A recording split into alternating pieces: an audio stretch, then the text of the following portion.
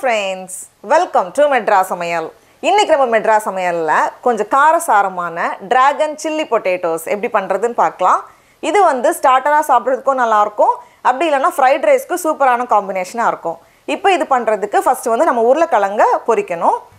அதுக்கு நான் இன்னைக்கு வந்து 3 மீடியம் சைஸ்டு உருளைக்கிழங்கு அதை வந்து தோல் எடுத்துட்டு இந்த மாதிரி கட் பண்ணி வச்சிருக்கேன். French fries விட கொஞ்சம் பெருசா கட் பண்ணியிருக்கேன். ரொம்ப மெல்லிசா கட் பண்ணாதீங்க. கொஞ்சம் இந்த சைஸ்க்கு கரெக்ட்டா இருக்கும். இதை வந்து அப்படியே தண்ணில போட்டு வச்சிருக்கேன்.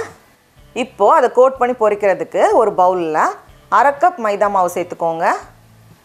கூடவே 1/2 கப் சோள மாவு, அப்புறமா மசாலாக்கு 1/2 டீஸ்பூன் மிளகாய் தூள், 1/2 டீஸ்பூன் மிளகு, கூடவே தேவையான உப்பு எல்லாத்தையும் சேர்த்துட்டு ஃபர்ஸ்ட் வந்து இதை வந்து நம்ம நல்லா கலந்து வச்சிடலாம். இந்த மாதிரி நல்லா கலந்ததுக்கு அப்புறமா இதில் நம்ம உருளைக்கிழங்கு ரெடி பண்ணி வச்சுருக்கோம்ல, அந்த தண்ணியை ஃபுல்லாக வடிகட்டிக்கோங்க. தண்ணி இருக்கக்கூடாது.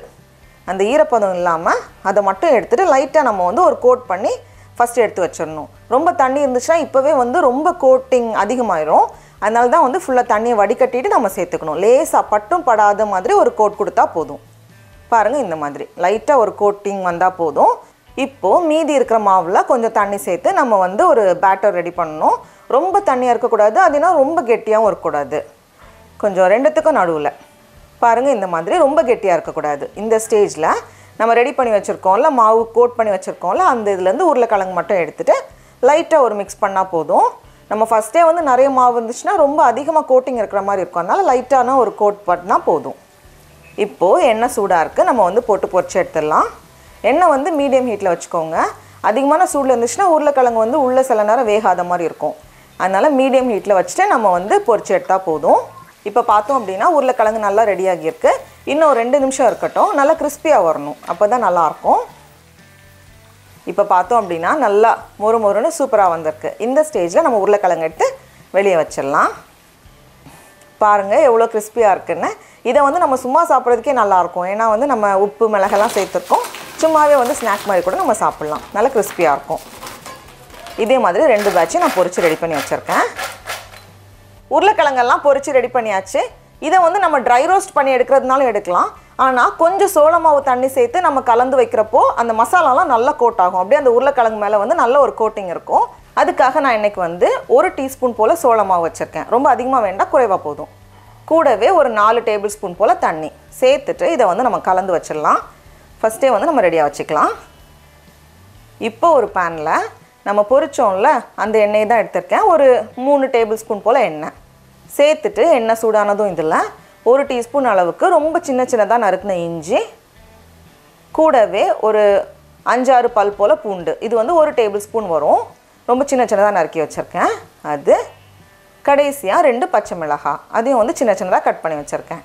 எல்லாத்தையும் சேர்த்துட்டு அப்படியே அந்த எண்ணெயில் நம்ம ரோஸ்ட் பண்ணும்போதே நல்ல ஒரு வாசனை வரும். இப்போ இந்த மாதிரி கலந்ததுக்கப்புறமா இதில் பாதி வெங்காயம், அதை வந்து கொஞ்சம் நீளமாக மெல்லிஸாக கட் பண்ணி வச்சுருக்கேன். 1 நிமிஷம் போல் வெங்காயம் இருக்கட்டும். இப்போ இந்த ஸ்டேஜில் நம்ம வந்து குடை மிளகாய் சேர்க்கணும். நான் இன்றைக்கி வந்து கடைக்கு போகிறப்போ 4 கலரும் சேர்த்து ஒரு பேக்கெட்டில் வச்சுருந்தாங்க. அதனால் நான் இது வாங்கினேன். அதுலேருந்து எல்லா கலர்லேருந்து கொஞ்சம் மட்டும் கட் பண்ணி வச்சுருக்கேன். இது வந்து ஆப்ஷனல் தான்.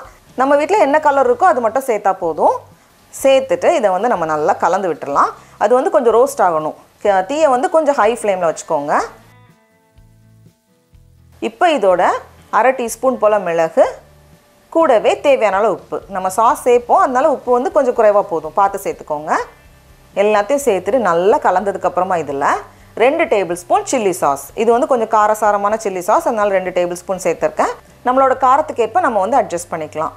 கூடவே 1 டேபிள் ஸ்பூன் தக்காளி சாஸ், கெச்சப் சேர்த்துருக்கேன். சேர்த்துட்டு எல்லாத்தையும் நல்லா கலந்து வச்சிடலாம். கலந்ததுக்கப்புறமா இதில் ஃபஸ்ட்டே நம்ம ரெடி பண்ணி வச்சுருந்தோம்ல சோள மாவு தண்ணி, அதை வந்து ஒரு வாட்டி கலந்துக்கோங்க.